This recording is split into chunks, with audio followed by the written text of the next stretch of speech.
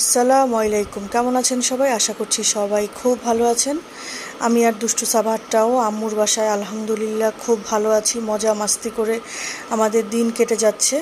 তো বারান্দায় আসলাম ঘুম থেকে উঠেই। তারপরে যেই রোদের তাপ দেখলাম, মনে হলো যে রোদটা এসে পুরো ডিরেক্ট আমার গায়ে লাগছে। তারপরে আম্মুর বারান্দা বাগানের শাকসবজিগুলো দেখছিলাম। অনেক পুঁইশাক হয়েছে, তারপরে ড্রাগন ফল গাছগুলো বড় হয়েছে। ড্রাগন ফলে নাকি ফুলও এসেছিল, কিন্তু 9টা ফুলের মধ্যে সবগুলোই ঝরে পড়ে গেছে। এরপরে এই যে কত ফ্রেশ তাজা সবজি, মানে শাক লাগিয়েছে আম্মু, পুঁই শাক, আলু শাক, কত কিছু যে আছে। তারপরে নাস্তা করতে বসলাম। আর আম্মু চাল কুমড়া দিয়ে একটা দেশি স্টাইলে মিষ্টান্ন করে, এটা খেতে খুবই মজা হয়। সাভাত একটু ট্রাই করে দেখছিল। এরপরে তার জন্য নাস্তা নিয়ে নিলাম, রুটি, তারপরে গরুর মাংস, আর সাথে আলু ভাজা ছিল। তো সে নাস্তা করতে বসেছে, আর তার ভাইটার ঘুম ভেঙে এসে সে রুমের থেকে বের হয়েছে। এই যে এখানে এসে চেয়ারটায় দাঁড়িয়ে দাঁড়িয়ে হাসাহাসি করছে। সে একা একাই খুব এনজয় করছে তার বোনের সাথে। এরপরে দেখেন আমাদের বাসার দুই পাগলকে, একটা জোর মানে স্যান্ডেলের এক পায়ে করে ঘুরে বেড়াচ্ছে, আর কি মহা খুশি হচ্ছে তারা।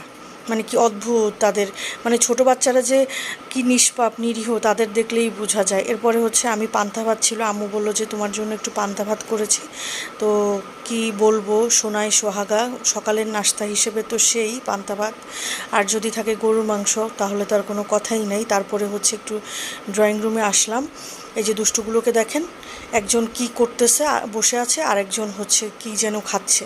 আর একটু দোয়া ছেড়ে দিলাম, যেহেতু বাচ্চারা সবসময় ওদের উপরে অনেক কিছুই করতে পারে, সমস্যা সৃষ্টি করতে পারে। এই জন্য আমি সবসময় দোয়া ছেড়ে রাখি সাবাহাতকে বাসায়, সাবাহাতের জন্য আর কি। এরপরে সাবাহাতের জন্য একটা ডিম নিয়ে নিলাম, যেহেতু সকালে আর ডিম দেইনি। এরপরে এত গরম পড়েছে, একটু পরপর সাবাহাত সে তো পানি খাবে না, অন্য জিনিস খাবে, সে কোক খাবে বা অন্য কোনো ড্রিঙ্কস খাবে। আর আমি তার সাথে সাথে একটু গরম গরম চা খেয়ে নিচ্ছিলাম।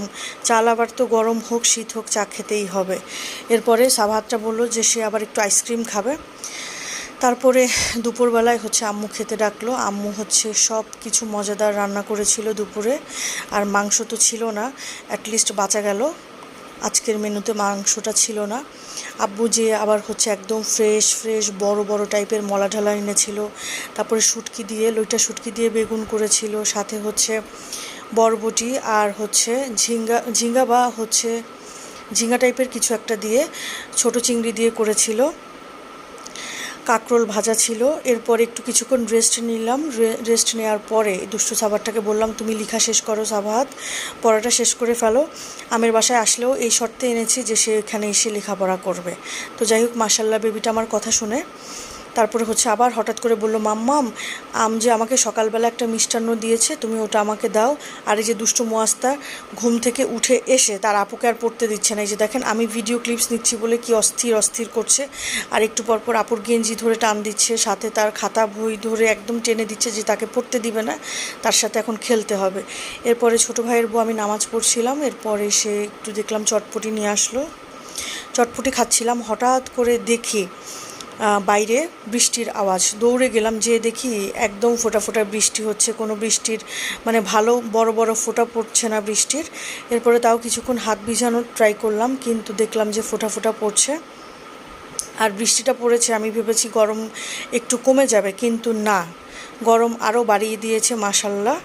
এরপরে কি করব, মাথা এত ভনভন করছিল, একটু চা নিয়ে বসলাম। সন্ধ্যায় আমার বাসায় এখন আর কেউই চা খায় না, আমি বা আমার বোন থাকলে আমরাই চা খাই, আর কেউ তেমন খায় না। এরপরে চা খাচ্ছিলাম, আর একটা মুভির এক্সপ্লেনেশন দেখছিলাম। তারপরে আম্মু রাতের খাবারের জন্য ডাকলো। চিংড়ি মাছ, মানে মাঝারি টাইপের চিংড়ি মাছগুলো ভাজা ছিল, সাথে চিংড়ি মাছের ভর্তা ছিল, আর সাথে স্পেশাল বটভুনা ছিল। মা মেয়ে খেয়ে দিয়ে আরাম করে একটা রাতের ঘুম দিব। যাই হোক, আজকের ভিডিও এই পর্যন্ত। আল্লাহ হাফেজ।